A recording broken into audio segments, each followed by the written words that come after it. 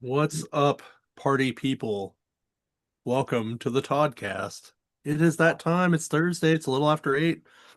Um, Happy yeah. Halloween, all. Ooh. Yeah. Although I think everybody Tomorrow. celebrated last weekend, which is kind of funny because usually when Halloween is on a weekend, that's when all the parties and stuff are. I And think I this, think some people are still gonna party tomorrow, oh yeah, because it is yeah, Friday and it's on Friday.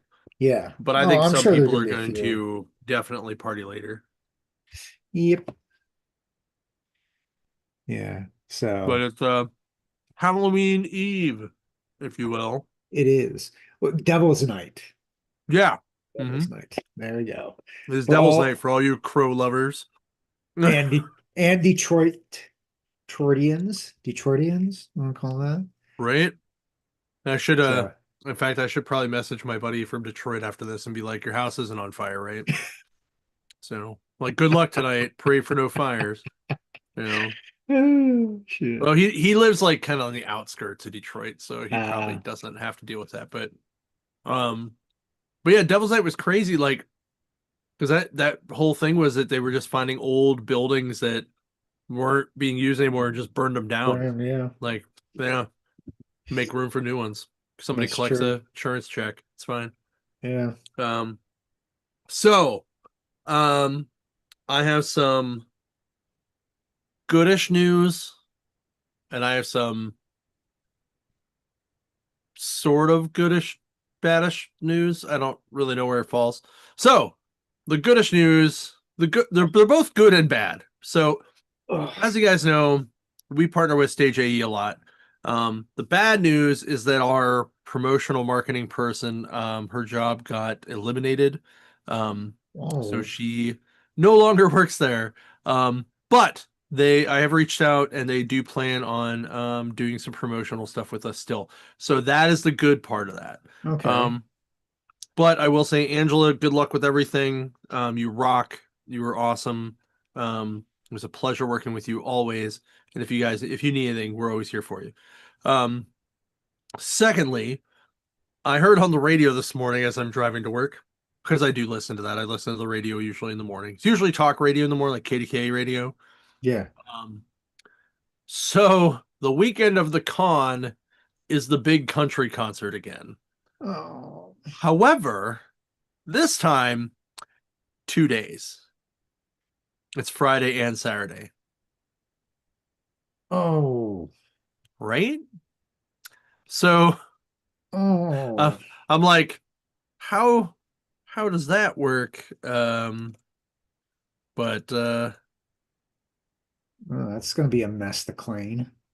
yeah, So for all you Pittsburgh it's city it's workers that Morgan are Wallen is playing.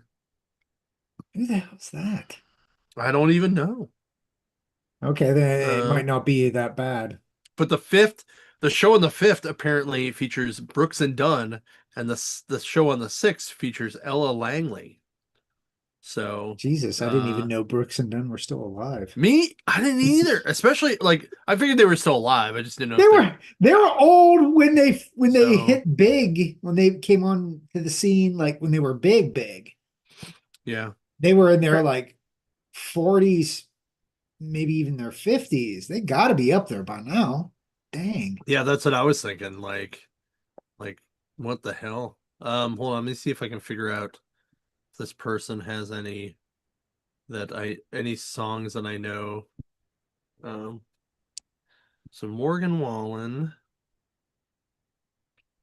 he's from Tennessee. He was a voice guy.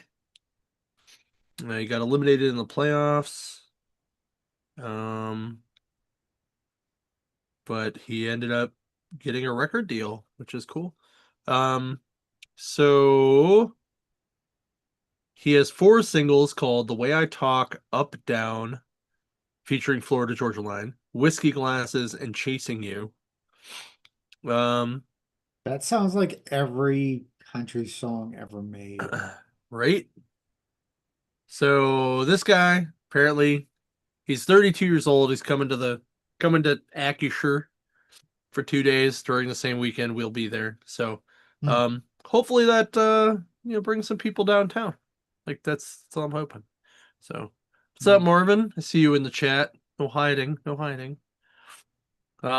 Hopefully everybody's caught up on all those Kickstarters last week, which by the way, that one Kickstarter that wasn't anybody on the show last week still doesn't have a retailer tier because I checked.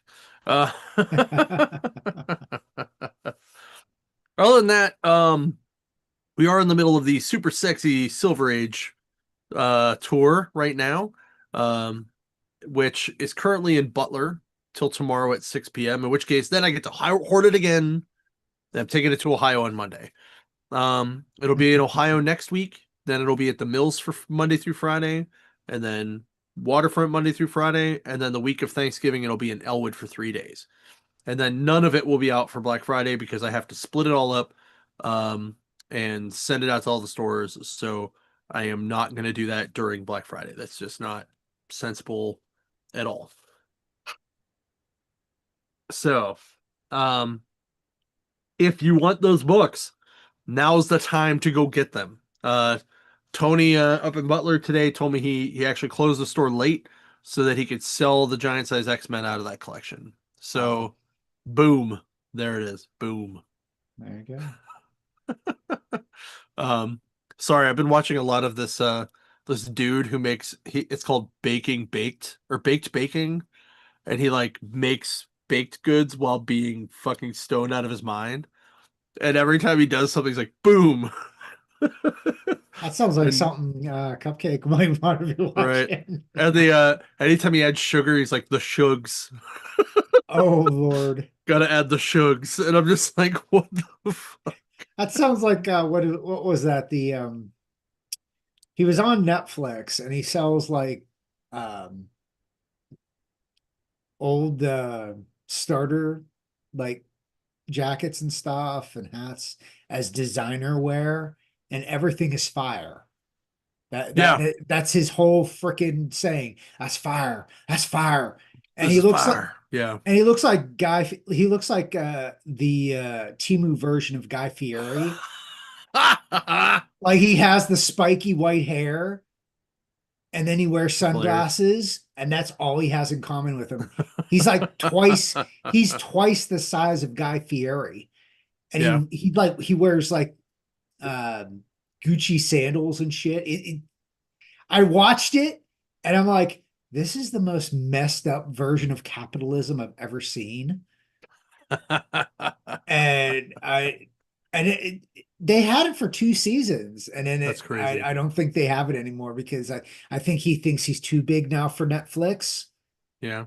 And like I was like, wow. But I hear like kids say things are fire now, and I think that's because of him. Well, I think that was the dude's all probably around the same time because fire was a thing that was like, oh man, like the late 2010s was fire. Like in 2015, that was real big. Yeah. So they don't. I don't think people use fire anymore. Yeah, so he was using it. It wasn't that long ago. I still don't know COVID, what. though. I'm still trying to figure out Skibibbity toilet. So, but okay, I did see that meme as a cosplay at New York Comic Con though. Which is pretty funny. Yeah. So, so other than that, we have the Pittsburgh Comic Show coming up in November. Mm-hmm. And then Black Friday. That's really it. Yeah. Black Friday details coming soon. Hold your horses. Coming soon. Yeah. Probably next week. Yeah, this is the slow era right now of the con season starting to slow down a little bit. So, and then it'll pick up in February. Yeah, like late February, early March is when it starts picking up. Yeah, so we get like a couple months reprieve and then right back to the grind again. Well, to be fair, we only get like a month and a half reprieve because from now to the end of the year we're going to be busy as fuck. Yeah. And then next year, the beginning of the year will be rough, or will be the reprieve because it'll be freaking cold out. It's true. So, oh shit, I had something. Oh yeah, okay. So this is going to be a good debate before we get into comics. Oh my. So, as many of you know, Megadeth is putting out their last studio album, right? No. The the bonus track is Ride the Lightning. So so Dave Mustaine put out a statement. He put out a statement that said, Okay. I wrote the song with James, and I always loved the song, and I always had a lot of respect for his playing and all this stuff. And he goes in to talk about that kind of stuff, and he had respect for Lars's songwriting and stuff like that. So he's like, but we sped it up a little bit, we played around with the solo a little bit, we traded like solo stuff, and I'm just like, okay, so are you legit trying to be cool about this and have people understand that you wrote a song that Metallica ended up using still, and you're just trying to do it, or did you just want to copy like a recorded version of it with yourself on it, and you're just trying to cover the bullshit? Like I can't quite tell if he's actually sincere or not, because he's been so weird for the last, I don't know, 10 years, when Yeah. he's just been a really hard to He read kind of he's guy. been he's now, as a Megadeth fan, like hardcore Megadeth fan over Metallica. Like even when I was into Metallica, I always took his side because let's just face it, they did him dirty. And he's held that grudge for decades. Now, Mhm. I realize as people get older, you realize that holding grudges isn't going to get you anywhere. Right. They're both millionaires. They've both made money their separate Right. ways. Right. So I don't think it's even about that point at this point. Uh, I like to think that he has looked into himself and said, yeah, you know what? I'm going to do this because it's something I need to do. Like it is a kind of a selfish need, but also for fans like myself is I always wondered what if he would have stayed with Metallica, would have Metallica been even bigger? Or would they have imploded? Um, I don't think that because would have been here's the way I look at it. on that. Because I think no matter what, I think the reasons that he was removed from the band were valid reasons, and he was that was going to happen one way or another. So do you do it before you release your full record, your first full record, and just do it, or do you wait till after you record it all, go on tour, drive everyone insane, and then the band breaks up permanent, like all of it breaks up? Yeah. So that I think it's more along that line, in my opinion. But I mean, it could be. We don't know. It's always that. It is one of metal's big what ifs. oh, absolutely, absolutely. It's definitely one of the top. I would say top 5 what ifs in metal. Just Mhm. like what if Ozzy would have stayed with Black Sabbath if they wouldn't have got rid of him at all? You Speaking of know, that, you saw that Geezer Butler is coming to Steel I City in saw December, right? that, and Well, I'm like, God damn you, well, Steel part of me's City. like I don't know. Part of me's kind of like, that would be cool to meet him, but I'm also Yeah, like, that's like yeah, totally not the the vibe. atmosphere in which that I would want to meet him, though, right? Well, put it this way though, if Scott Ian couldn't get people to visit him, how Well, many he people are going did. to I come? mean, he did, but he didn't have a lot. Exactly. I But don't think and Geezer he Butler is wrote going to have them. comics.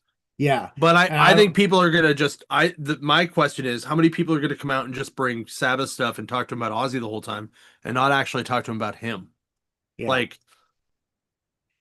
that's my bigger question, because like, you know, in my hierarchy of bass players in my life, right? Mhm.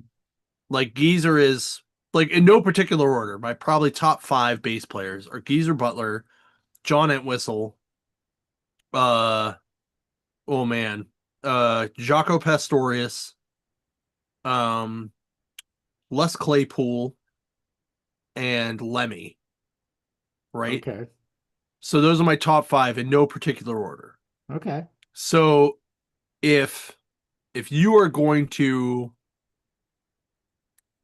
talk to one of those guys, you should probably talk to him about, fucking playing bass, Yeah. and being in like one of the greatest metal bands of all time.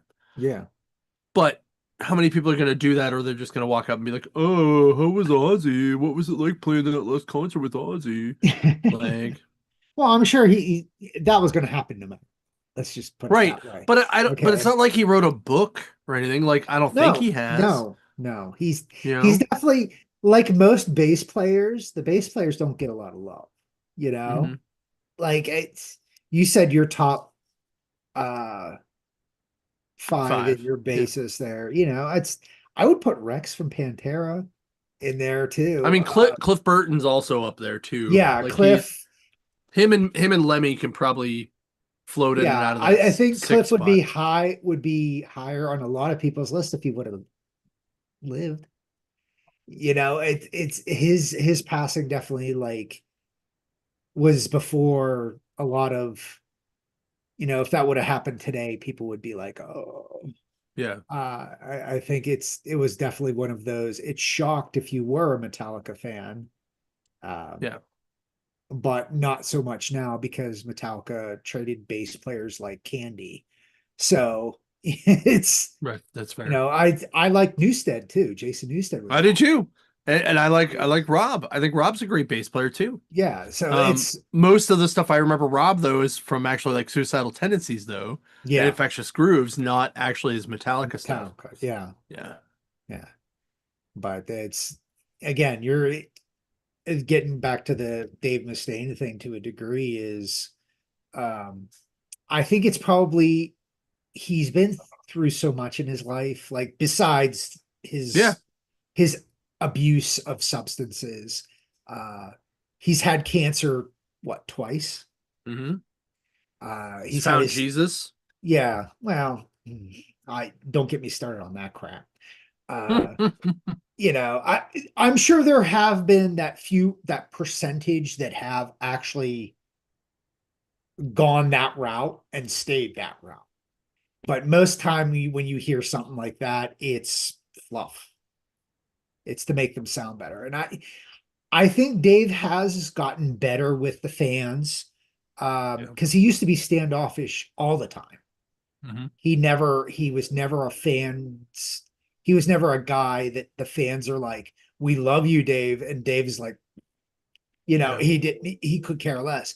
But the last few years, he's had embraced the fans a little bit more because he realized if it wasn't for fans like me, he wouldn't be where he was at all. Right. He'd still be in the hotel room doing 8 balls and drinking, you know, if he would be still living. Right. Right. I So mean, I, he's got a son who's on the spectrum. yeah, Like I get it. He's got a lot going on in his life, and I do, and adulting is hard, yeah. but I don't know.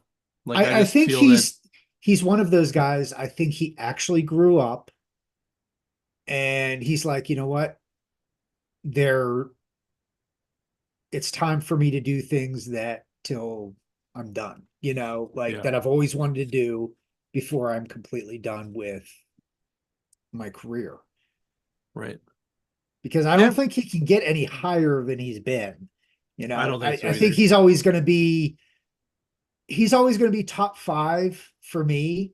I know that's not everybody's he's not everybody's taste. But he's always going to be one of those frontmen that I will always think of as a pinnacle of metal. I Um, agree. I you agree. know, it's I know most people will probably say top 10. I will put him at top five because I I prefer Yeah. him over He's certain probably in other. my top I don't think he's in my top five. My top five would be like Dickinson, Rob Halford, Ozzy. Ozzy, um, oh man, uh, Alice Cooper, Okay, yeah. and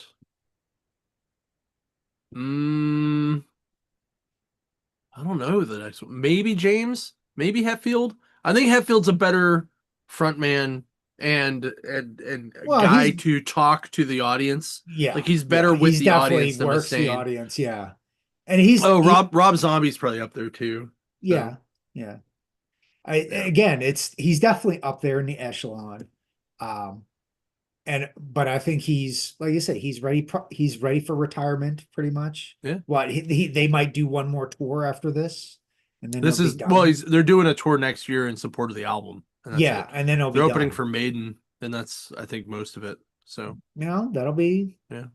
that'll be good. So But anyway, yeah. that was our debate for this week. Yeah, because So there's let not us a know lot of what you pop think, culture right? or like Yeah. heavy comic stuff, unfortunately. It's been very Yeah. dry the last in a while here. So Well, let us know what you think about Megadeth covering Ride the Lightning, even though Dave wrote part of it. yeah. So, because that's part of the deal. All Well, right. wouldn't that be just like Ozzy? He did stuff with Black Sabbath and he was performing Black Sabbath albums too, or songs Right. Yeah, when he yeah, was yeah, yeah. solo. But It's the same thing. except that Dave was like very adamant about not wanting to do Metallica. Like he didn't even do Four Horsemen. He did it as Mechanics, which was the Mhm. original version of Four Horsemen when he sang it. Yeah. So yeah. So I don't know. I think it's cool that he's doing it. What his intentions are, I don't know, but I just hope it sounds good. That's Yeah. really, Yeah. I'll be honest. If it I sounds good, I'm cool.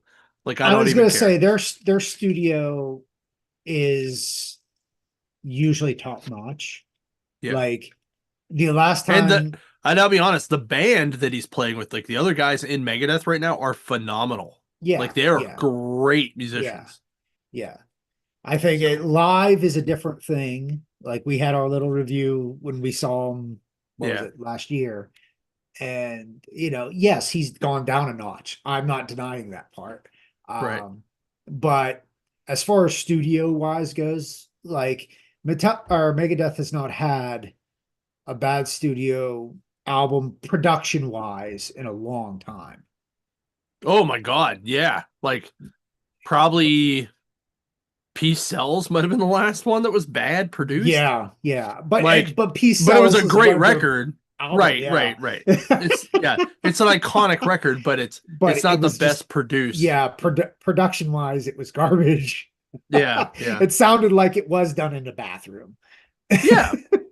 But but from Countdown on, I On, would say yes, like yes. everything has just been extremely well produced. Like everything sounds Mhm. great.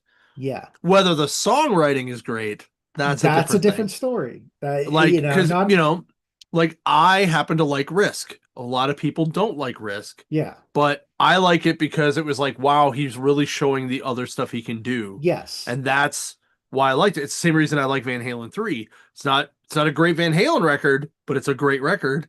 Yeah. Like Risk, not a great Megadeth record, but a But great record. the tour that they did for Risk, they did the entirety of Risk in acoustic.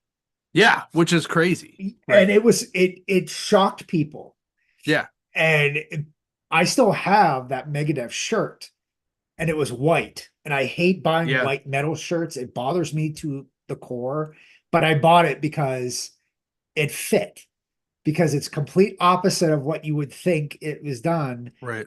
And Dave doing it acoustically, and this was before he had his health issues. He was really good acoustic. Yeah. It was really, really good. I think a Really lot of the made me a songs bigger fan on that for it. record lend themselves to acoustic as well. Yeah, it was bad. Like It would have been better if Wanderlust, they would have just Bread did the Fan or entirety. Breadline. Yeah, Yeah, like I love Breadline. Breadline's a great tune. it is, So, and and it Wanderlust. should be acoustic more than non. Right. My opinion on that, but Right. and I think didn't they do an acoustic album with I Risk? think I think they did a acoustic release of it. Yeah. Yeah, yeah. Yeah.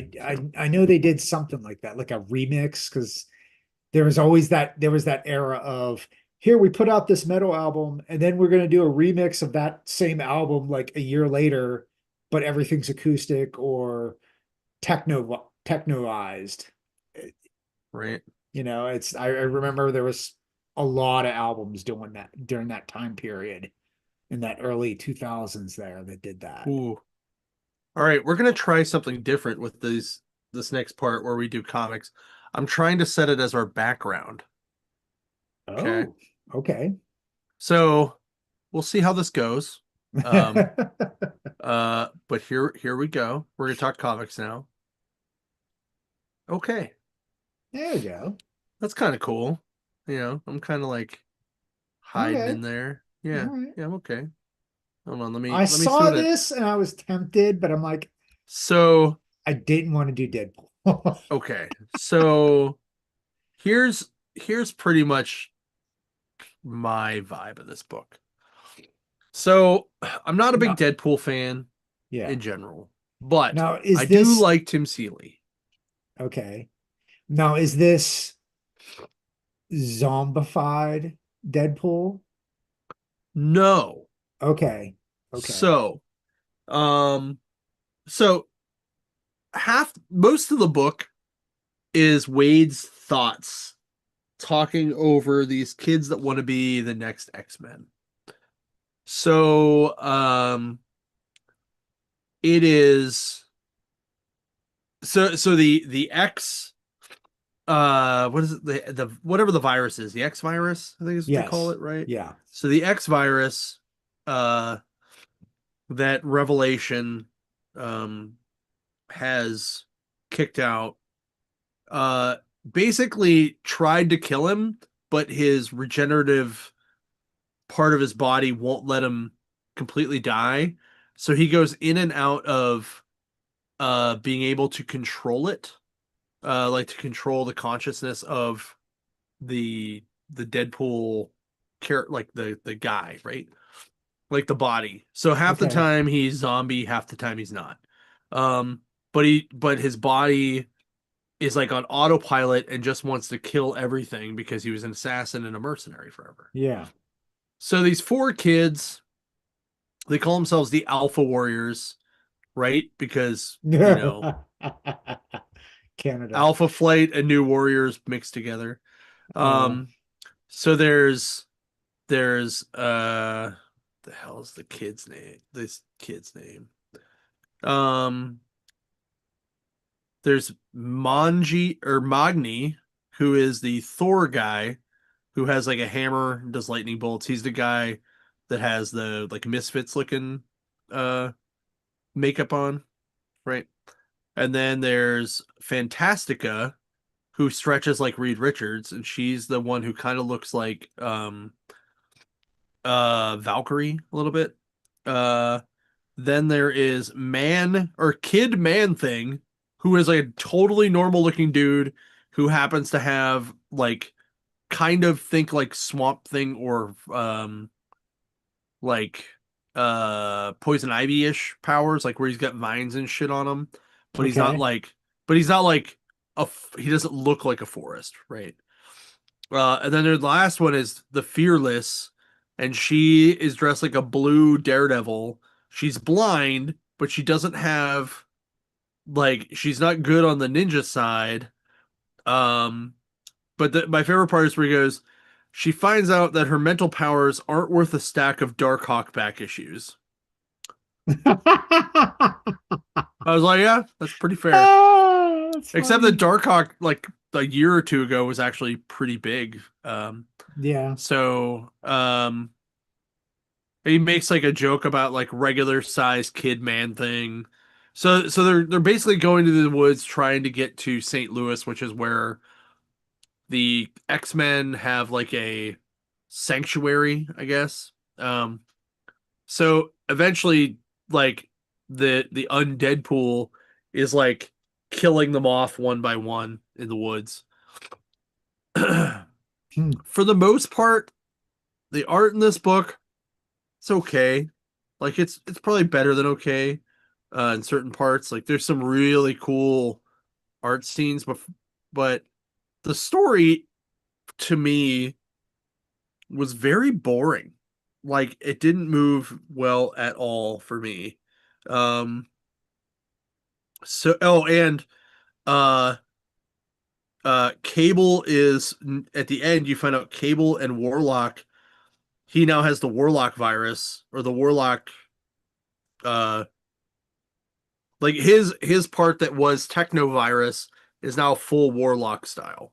So he refers to himself in like he refers to him as self Cable, right? Oh Lord. So he's like self Cable is ready for war at the end.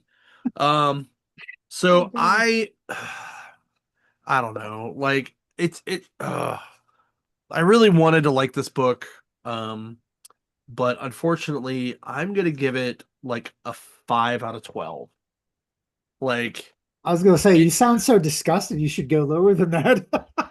no, that like there were some moments that were good, and like when it moved, it moved, but when it didn't, it really didn't. But the art was consistent, and the art was pretty good the whole way through. That's why I'm gonna go with the 6 out of 12. I mean, I guess I could go to a 5. 5 would be the lowest I'd go on it though. Um, but it definitely was not as awesome as I hoped it would be. Um, That seems to be the consensus for most of these Age of Revelations. Um, too many See, I new like the binary characters, book though. too many new characters, and not enough what main story it's supposed to be. It seems Okay. like, like I liked the Wolverine one I did last week, but we knew who what Leonard was from Wolverine Right. this year. So, you're at least affiliated with that in recent memory. So it's not as who the heck who's this? Right. You know? So I get it. Okay. Your All turn. right. I'm doing the controversial one here. And how appropriate this is for the current climate of events right now.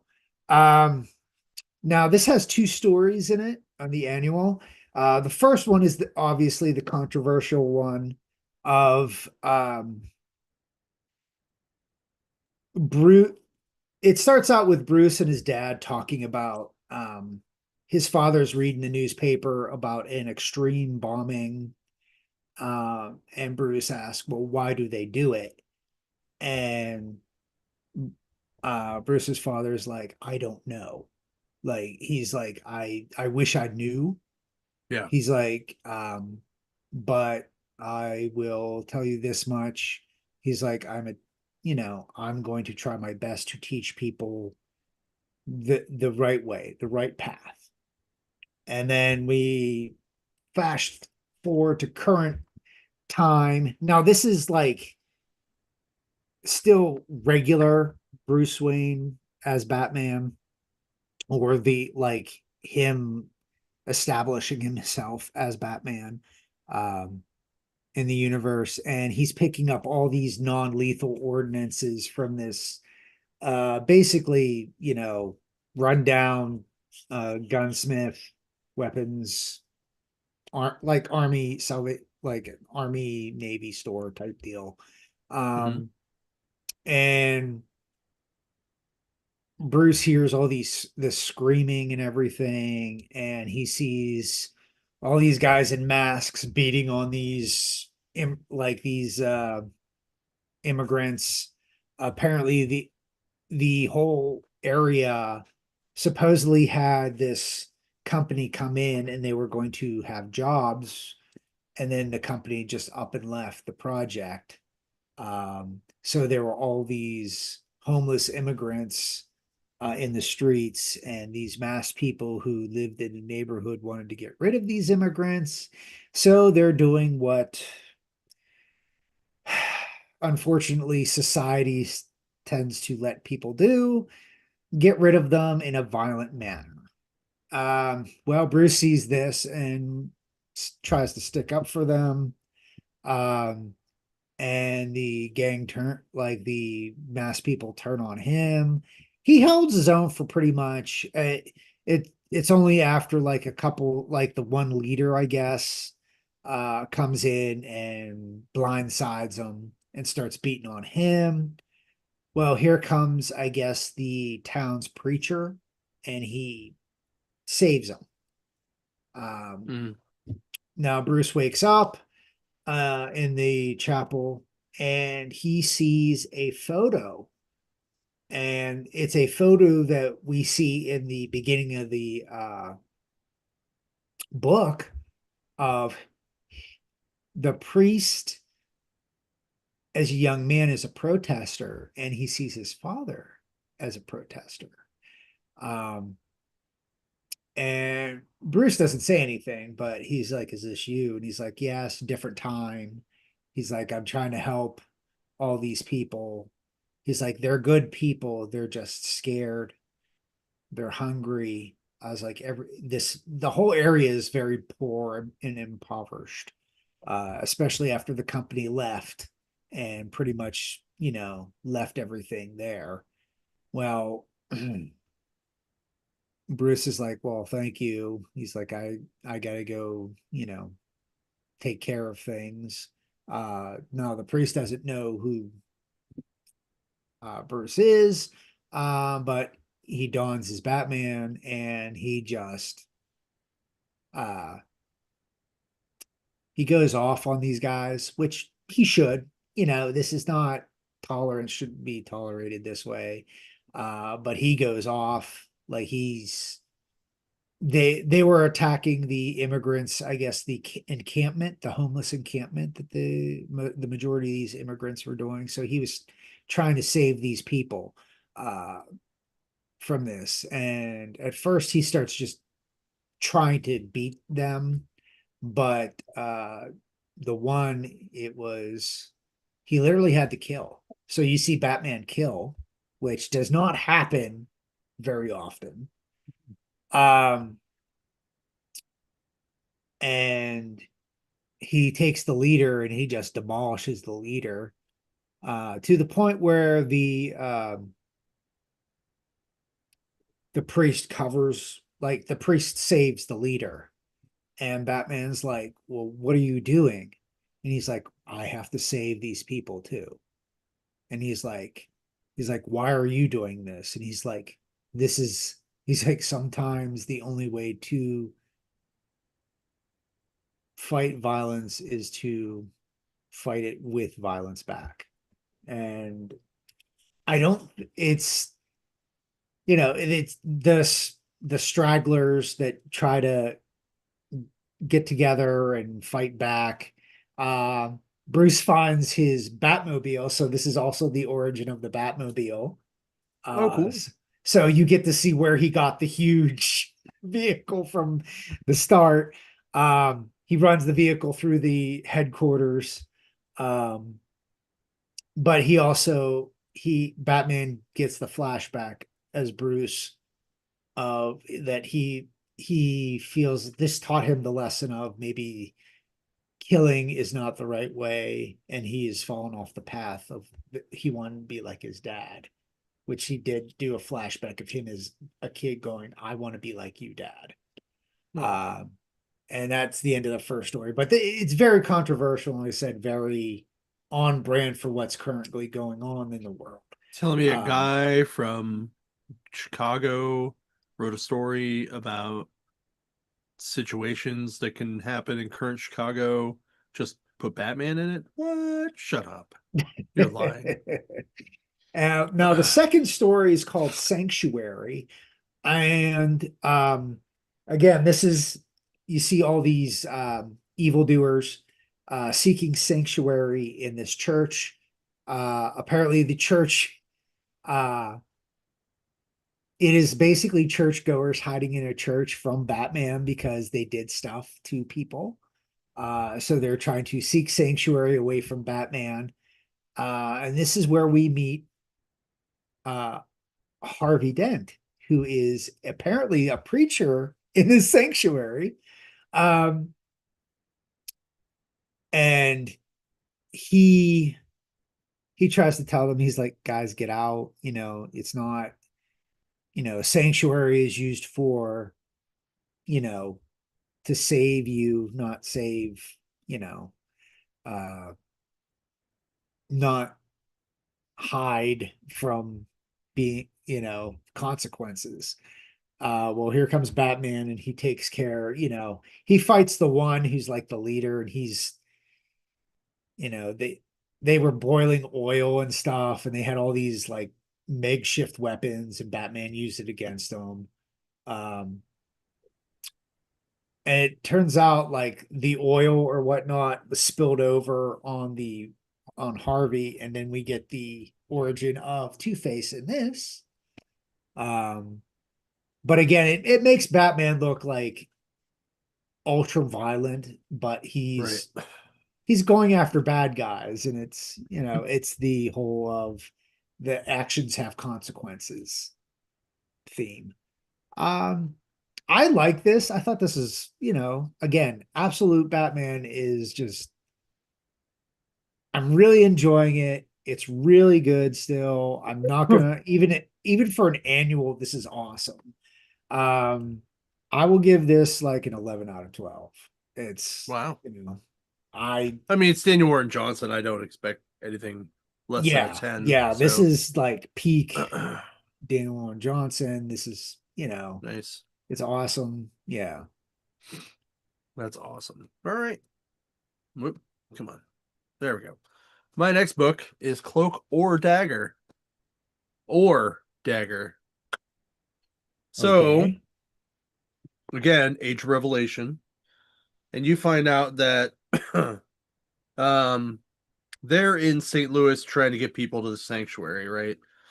And they're helping these military people bring regular humans, and they're beating up other things that have been affected by the X virus. But then you find out that the X virus actually merged Cloak and Dagger together into one being, Oh, but you only get one of them at a time, right? okay. But they're linked telekinetically, and they have a child as well, and they're married. Oh, So, yeah. Again, this book was kind of meh. Um, but it did bring out the Strucker twins, which was cool. Andrea and Andreas Strucker. Um, okay. the two that were um what the hell did they call themselves when they were together? Uh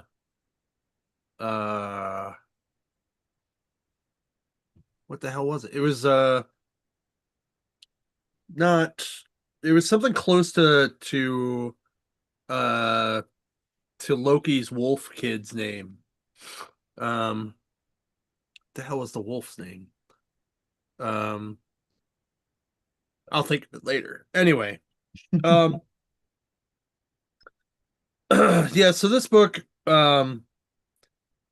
similar to the other one, just it didn't grab me. It definitely moved very awkwardly.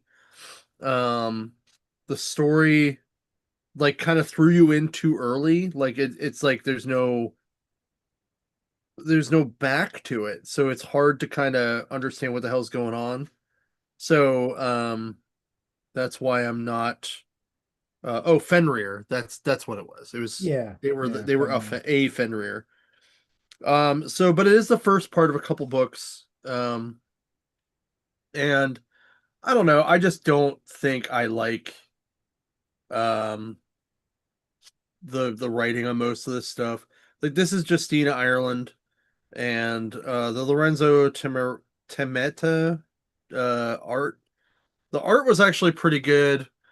The story in this was better than the Deadpool book, but not by a lot. So I'm gonna give it a 7 out of 12. Um, and I really like Cloak and Dagger, like as characters. So Okay. I don't. It was. See, It's so hard. now Like, I feel like the Age of Revelation is this supposed to be like the all the way through the Marvel universe, yeah, or is this just supposed to be X-Men? No, it's supposed to be everybody, I think. Oh, Oh yeah, because the Avengers are affected, the Fantastic Four is affected. hmm. Um, Okay, then yeah, so this is for garbage. like now till like the end of January, we're pretty much gonna get this stuff. Yeah. Um, but it's supposed to be like a almost like a bridge gap to Age of Apocalypse, because like isn't that the whole deal? Like Cypher like took on the mantle of Apocalypse, so now he's trying to make the world into that same Yeah, like it's supposed to do like thing. a combo like of current and like what Age of Apocalypse was Yeah, in the 90s. Yeah. right. Yeah, It's this is just weird not that it's not going Cypher anywhere. is now that guy though. Like, Well, if you you know, I did read the precursor for it where yeah. Apocalypse was trying to choose his successor. Yeah. And he went with Cypher because he basically said sometimes the power of words is stronger than the power of actual physical power. Oh, words are stronger than actions, basically. Yep. Yeah. Got Yeah. it. Yeah. I mean, like, I just had so much more hope for this book, but it just, well, it felt very reserved, right? Yeah. Like, it was very militaristic for what I was expecting out of a Cloak or Dagger book. Hmm. Um, so yeah, it's just not my jam. But again, I like the binary book. So like, you know, some stuff I like. I I just don't think like I have yet this to one. read the Laura Kinney one because she's supposed to be what the new Sabretooth or whatever. Yeah. And I'm like, I don't know Yeah, I how I have like that it. too somewhere, but anyway. All right, we got the Phantom, the new series number 2. Uh Now we get into I guess this is the new version of the Sang Brotherhood. We get introduced to the head of him, which is Oh, basically like the slick 90s gangster look. Like he yeah. looks like Jackie from the Darkness, only with a goatee. It's, the imagination was not there for that, for the design of what he looks like. But he's talking to the son of the tribe leader. Um, and basically it's a lot of threats and everything that he's given to the kid. Well, I shouldn't say kid, to the young, to the son. And the son's like, well, I know how to negotiate and we can talk about this. He's like, would you rather, talk about profit or do you just want to kill me here? And he's like, well, I'd rather do profit. So they go into the little hut that you see there in the beginning on the cover there, and they start talking. Well, as these discussions, negotiations, whatever you want to call them, are going on, the Phantom is just going around and just picking off all the mercs that the same Brotherhood's hired. Like, and he doesn't say a word. It's like watch it. It's like the GI Joe silent issue Hmm. almost, where it's the Phantom's not saying a word. The only words that you are seeing are these discussions between the new leader of the Brotherhood and the chieftain's son here. The reason why I don't know the names, their names are not mentioned in the book. So I'm Oh just going to wow. go by that. Yeah. So I have no idea what their names are. Maybe in Phantom number 1 they did, but they were not mentioned in the number 2. I don't remember. I read it, but Yeah, I don't I did remember it. too. I just don't recall. Yeah. But like I said, with trying to get back to normal from all those cons and Yeah. everything's I'm a still blur. recovering. Yeah, Yeah. But yeah. yeah, he watching the throughout the whole book, you're seeing the Phantom do little, tricks, Ghost Who Walks tricks, where he's like camouflaging in the jungle, using 2 rocks to take care of like 3 guys, and not Right. even like hitting the guys. He used the rocks as diversions to the point where he made the one soldier punch the other soldier because he thought he was fucking with him. And he just goes up and, you know, and at the end of the book, and the gangster's like, look, he's like, you're just spinning wheels here. He's like, I'm gonna say like this. He's like, I'm gonna threat. He makes this big threat about. He's like, I'm going to enslave your entire tribe. He's like, and I want my money because I guess the previous episode, the drug money that was burned or taken care of is gone, and they wanted that money back, or at least the drugs back. Well, we got neither. And the son was like, well, he's like, I'm here to just let you know that this is not your territory. This is the ghost who walks territory. And that is the end of the book. Uh, Ooh, oh, nice. this was a 12 out of 12 for me. This was well written.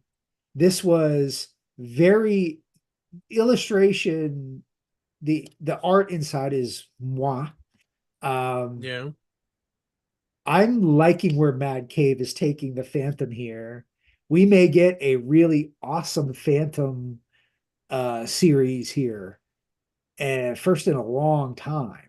So Well, I like Ray Fox. He's a good writer. So yeah, so he has my vote of a well written book this year. So nice. I'm excited. So, all right. My last book is Death of the Silver Surfer #5 by Greg Pak. Um, so this whole book has been crazy. So Kelly Coe is like a mercenary who went out to beat Dennis Harmon, who has harnessed the blood of Galactus and become like super strong. So the Avengers are in this book, the Fantastic Four is in this book. And she's out there trying to do stuff, and her mom ends up dying. The surfer gives her the power cosmic so she can kind of see and understand how it feels when things die, so that she can kind of like have to do the purgatory of that. Um, so the Guardians are there. Uh, like I said, Fantastic Four. Scar is there. hmm. Korg. Um, uh, what the hell is it? The bug guy, like um, I forget what his name is. He's part of the Thor, and he's part of that other guys group. So then the U.S. Air Force sends out people to try to neutralize everybody, and the Surfer basically vaporizes their ships, but the guys live. And and Kelly's like, "What are you doing? Like, you can't do this." And she's like, "Well, the heroes and nations of Earth stand by." It's like, I have to do something. So he basically oh yeah, Meek, that's his name. Thank you, Yeah. Marvin. So like Storm, Captain Marvel, Iron Man, Falcon, they're all there.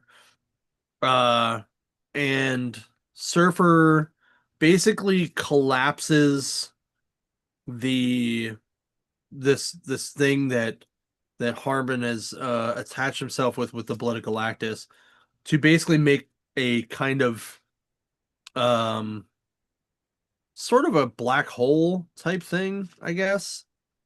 Um and it like sucks him in, but it also sucks in the ship that they needed um to get rid of. And Harmon's still there, and Kelly just blasts him and vaporizes him. And like and Mr. Fantastic's like, Norrin told you to protect people, and she goes, "That's right, he did." And I was just like, wow, like this is awesome. So then she takes all the debris and puts it around all these guys to help them get back to Earth safely. Um, and so Fantastic says, "I'm just asking you to think about what Norrin would do before you do anything, and or don't do anything." And she says, "But I'm not Norrin. I'm a damn human like all of you. Before you do or don't do anything, think about what I might do." And then she flies away as the new Silver Surfer. So this book has been pretty good. Um, the art I'm not super in love with. It's Sumit Kumar and Tiago Palma. Um, but for the most part, this book actually felt very good. It felt very surfer vibe. It definitely was Greg Pak, you can tell. Mhm. Um, and overall, like the book just it flowed well. The story was fairly good, but it's not getting a lot of attention. Um, and I don't know why. Um, I don't know if it's, oh, they're I, making another Lady Silver Surfer, um, or what's going on. But I really like this book. Like I'm giving it like a because the art isn't where I really want it to be, Mhm. but it did fit the book. I'm giving it a 10 out of 12. Nice. Um, yeah, because it was just a little bit not quite where I want it. Like I said, it just wasn't quite where I want it to be. Um, but that's just a Yeah, personal preference. Um, so that's yeah, understandable. I get it. yeah, but it was Yeah. it was very good. Yeah, Um, I noticed like there's a lot of Greg Pak stuff. Like he's doing another volume of Planet Hulk. yeah. There's Um, also a lot of people that sleep on Greg Pak. yeah. Like, I love when Greg Pak writes Hulk yeah, or because I was gonna say anything. like World War Hulk was like not great when it came out, but then everybody ended up loving it like 6 months later. Yeah. Yeah. It's definitely one of those underrated Hulk there writers. Right. But So yeah, I did not do a third book yet. Well, I did do a third book, but I was busy doing work in the store today, so I didn't have as much time to do my was the book trash? Because you can say that. no. It was the Biker Mice from Mars. Oh, okay. I had to read 4 and 5 to Oh, catch got it. up because I was not here for a couple weeks, so I had to Right. catch up with where it was going. Um, it was interesting. I did like that where there was another alien race helping the Plutarchians Yeah. with their technology.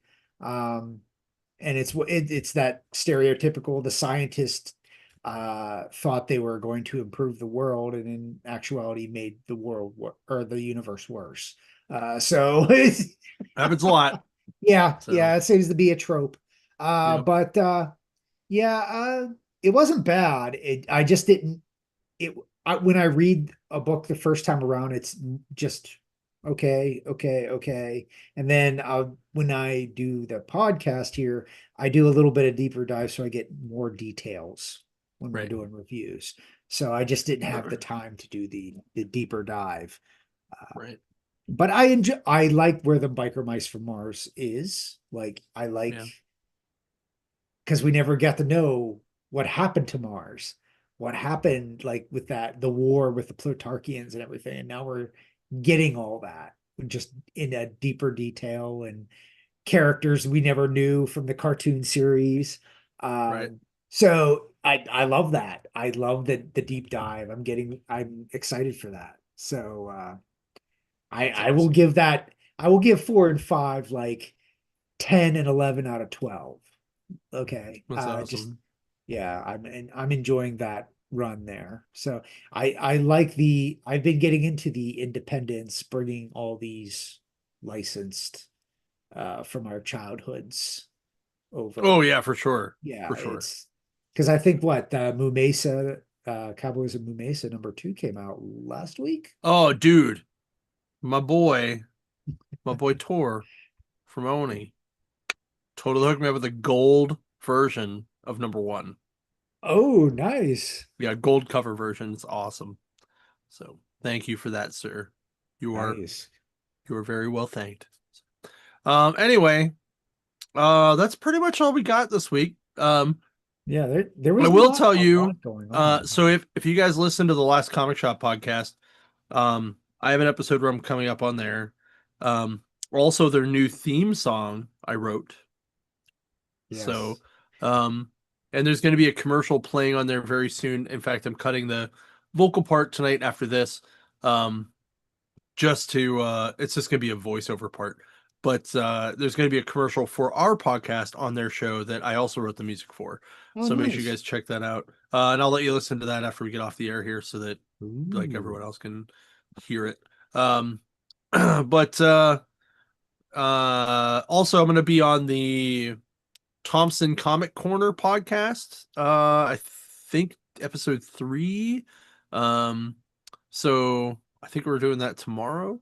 I just don't know when it's actually going to air. It's probably going to be a couple days. Um, but Zach, who filled in for Justin a couple weeks ago, had such a good time that he started his own podcast. Our buddy Chad from the last comic shop was on the pilot episode. It was a really good episode. I listened to it a lot. And you're going to hear about our favorite comic writers. That's what we're going to talk about on this episode. There you So, go. um, so yeah. So if there's anything you guys ever want us to talk about that's not Yeah.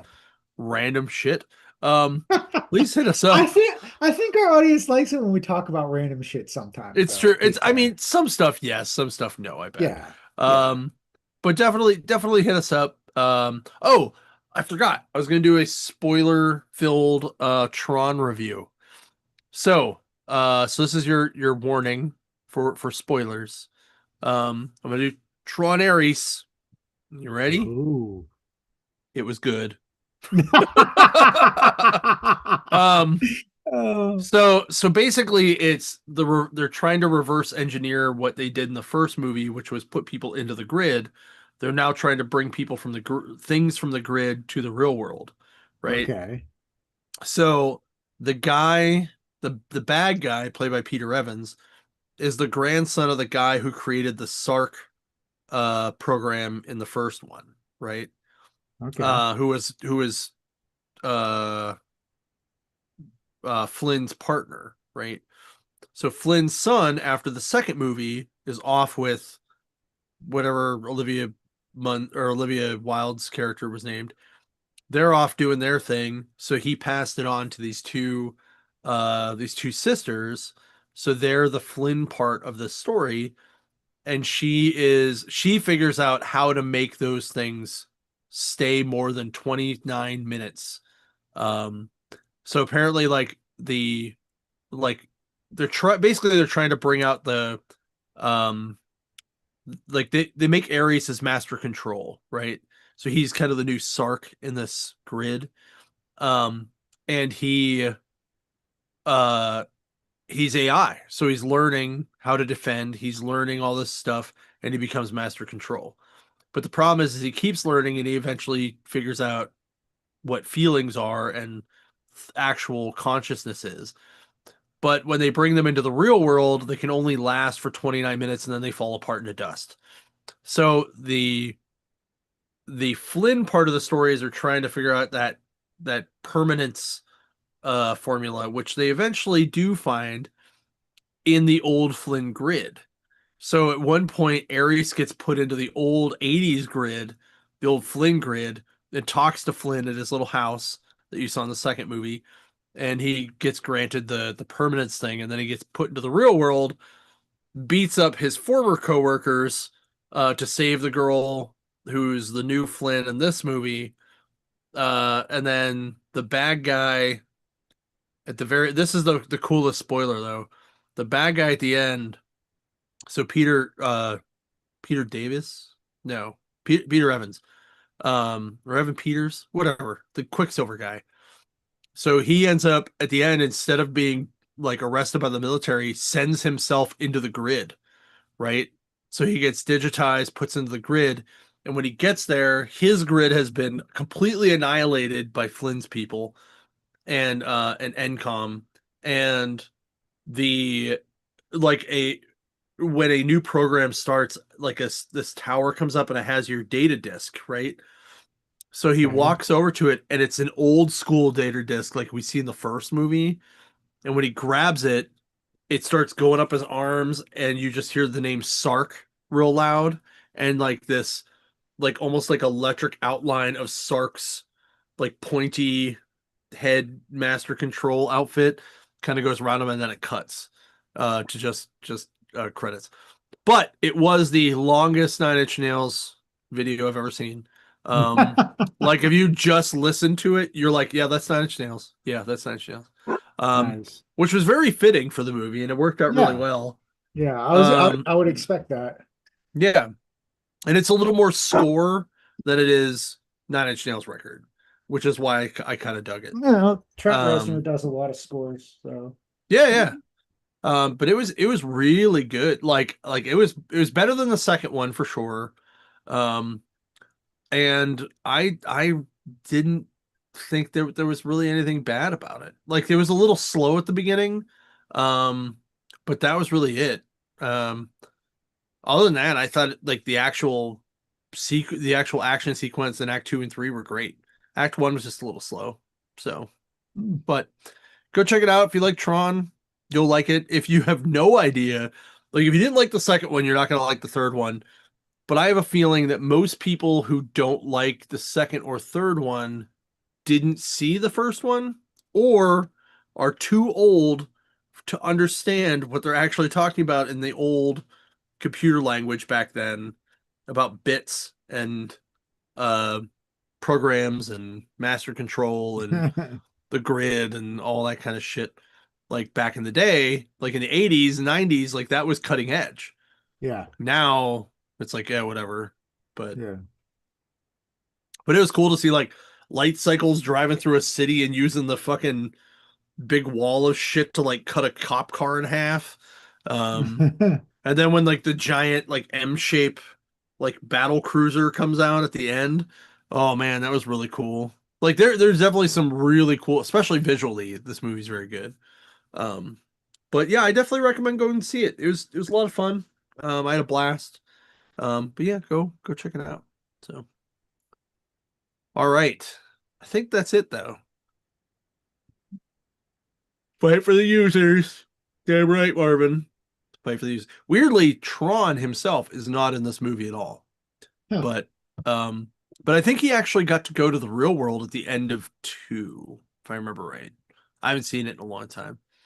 That Mm. was pre-pandemic. Yeah, that's So I was never a Tron person. Like it was definitely one of those like yeah, I I was never couldn't a get big into Tron it. person, but every once in a while it would show up on like when we get the Disney Channel for free for a while, remember?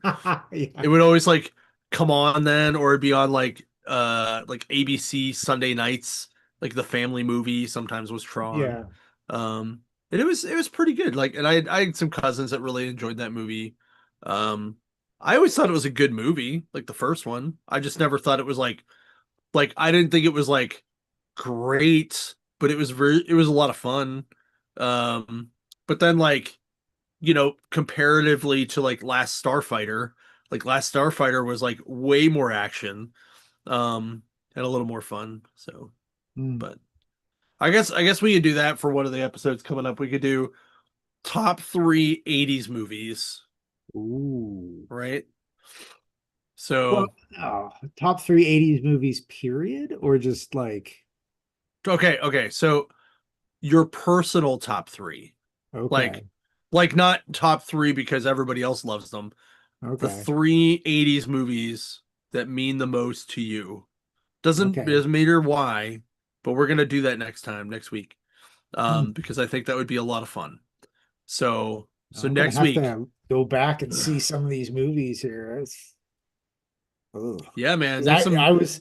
I was a baby. Well, not a baby, but I was like a kid. So Yeah, me it's gonna be too. a lot Right? of I was born in '81, dude. Come on. Like I yeah, wasn't even 10 when 1990 kicked on. So yeah. Oh, I was not my I'm not that much older than I know you're only like 2 or 3 years older than me, right? yeah, so I was like I said, I was a toddler. Right. So a lot of the 80 movies that I watched were like um, a lot of kiddie movies.